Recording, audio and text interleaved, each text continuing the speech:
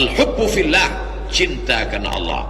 Wal bughdu fillah, wal bughdu lillah, marah pun karena Allah. Nah, jadi bukan asal sembarangan marah saja. Ali marah ketika ada seorang laki-laki bernama Abdullah bin Sabah menunjuk Sayyidina Ali, antallah, engkau adalah Allah. Dia tunjuk, kata dia, Allah bersemayam dalam diri Muhammad sallallahu alaihi wasallam. Ketika Nabi Muhammad meninggal, Allah masuk ke dalam diri Sayyidina Ali. Maka dia tunjuk Ali, ya Ali antallah. Dibakar oleh Sayyidina Ali. Ali memerintahkan sahabat, ini orang tobat, dia Yahudi, tidak mau masuk Islam, merusak ajaran Islam, bakar dia. Begitu dinyatakan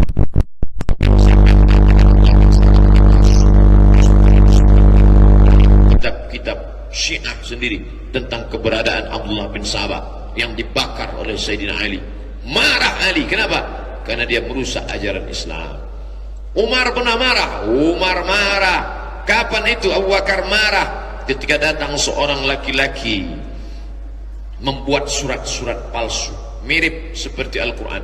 Wal fil wa ma adraka mal fil lahu dhailun tawil. Wal fil, demi gajah. Wa ma adraka mal fil, tahukah kamu apa gajah itu? Lahu dhailun tawil, ekornya panjang. Ini nabi palsu, markasnya di Yamamah.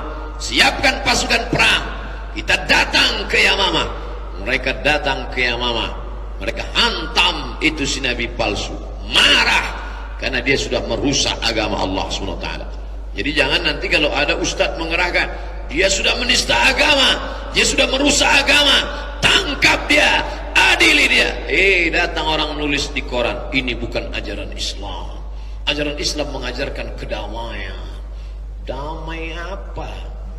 Pala ente. Damai itu ada saatnya damai. Kita pun suka damai. Kita senang kepada kedamaian. Damai, ada saatnya damai. Kapan? Nanti jam 2 siang. Damai Indonesiaku. Damai. Tapi ada saat-saatnya kita marah. Islam tidak menggunting kemarahan. Islam tidak membunuh darah seni. Seni ukir mengukir, seni kaligrafi. Seni tidak dibuang. Islam tidak mengukir seni suara. Buang seni suara, tidak boleh. Ada ya Rahman ya Rahim, ya Malik ya Kudus, ya Salam ya Mu'min, ya Muhaimin ya Aziz. Tidak dihilangkan. Seni berperang, sampai mereka latihan. Orang Habasyah berkulit hitam, legam, pasukan tentara menarikan tombak herbah, tombak pendek di dalam Masjid Nabawi. Itu menunjukkan seni tari perang, supaya masuk musuh-musuh bergetar.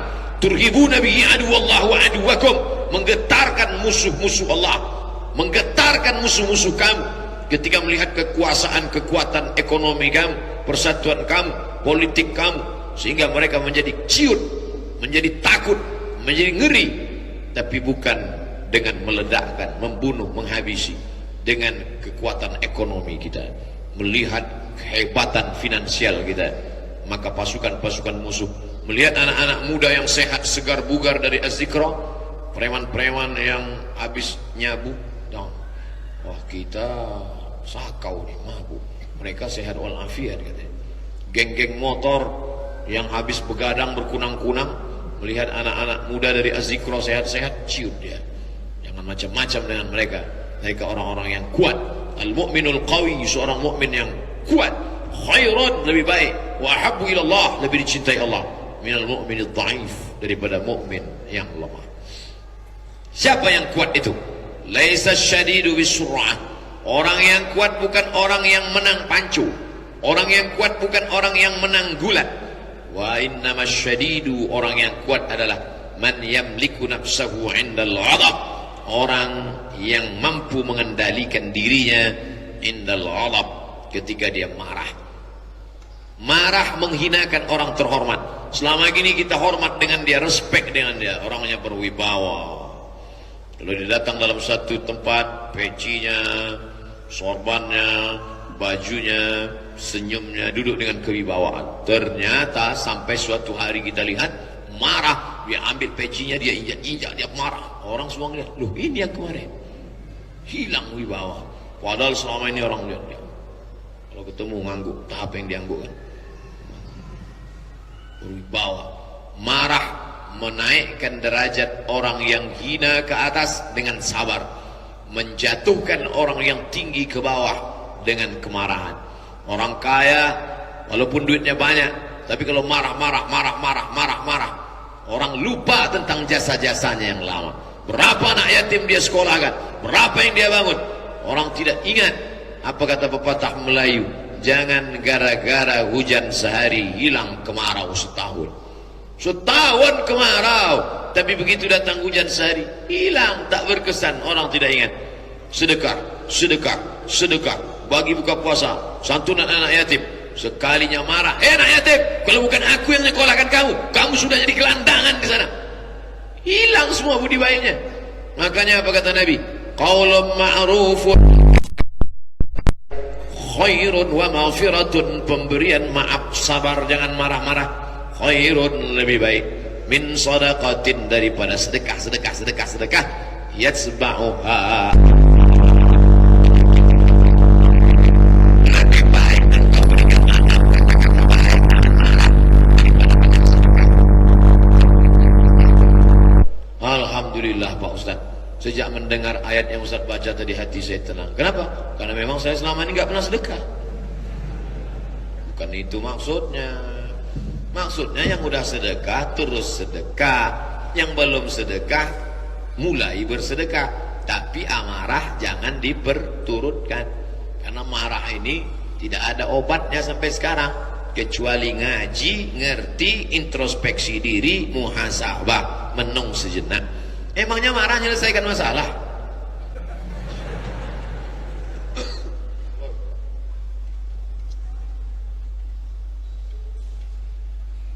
Marah itu ada yang cepat marah, cepat sadar. Yang kedua, lambat marah, lambat sadar. Yang ketiga, ini yang jelek, cepat marah, lambat sadar. Yang baik, lambat marah, cepat sadar. Malah marah menambahkan cinta dalam rumah tangga. Ada 5. Yang pertama, karena memang belum pernah ketemu, lalu dia bertemu, nikah, itu bahagianya luar biasa. Yang kedua, istri begitu melahirkan, selesai melahirkan, itu sangat membahagiakan. Yang ketiga, setelah head bertemu, itu membahagiakan. Yang keempat, setelah pergi jauh lama lalu bertemu, itu membahagiakan. Yang kelima, setelah marah, suami marah dengan istri, istri marah dengan suami, lalu berdamai, itulah suasana yang paling indah. Ating-tang, atang-ting-ting.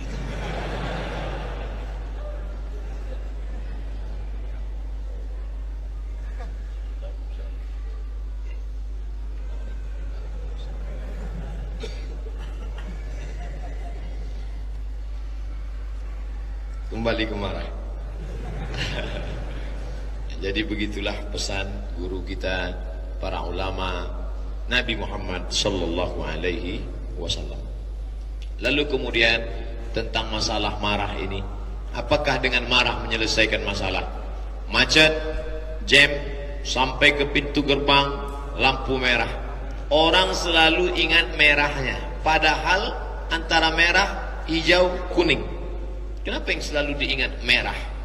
Mau kemana? Ke lampu merah. Kenapa nggak lampu hijau? Kenapa nggak lampu kuning? Artinya orang selalu mengingat marah kita, sampai-sampai diejek orang. Siapa itu titelnya? Itu loh, MM. Apa itu? Mudah marah. Oleh sebab itu maka kemarahan yang mesti kita tahan. Maka sampai saatnya kita akan dipancing orang, kita tidak marah.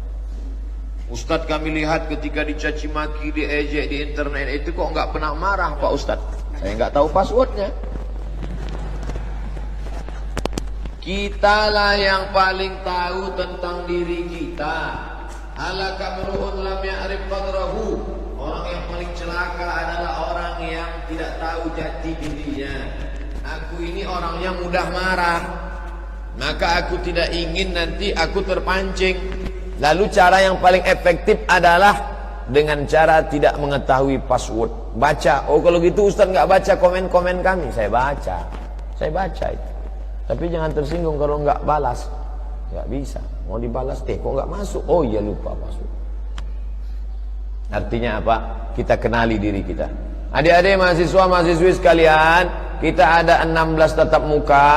Potong tatap muka pertama orientasi perkenalan, tatap muka berikut yaitu acara ujian semester, nanti juga di akhir UAS ujian akhir semester.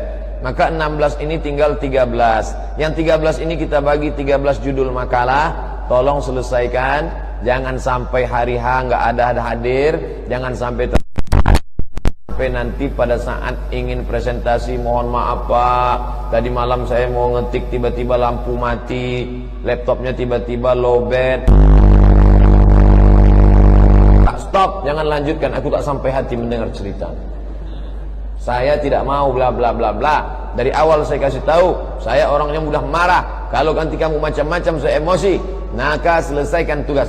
Artinya kita beritahu orang dari awal supaya orang siap-siap. Jangan tiba-tiba marah, orang kaget, orang terkejut. Ada SP1, ada SP2, ada SP3. Jangan langsung bam. Nggak benar begitu. Ini tindakan-tindakan yang baik.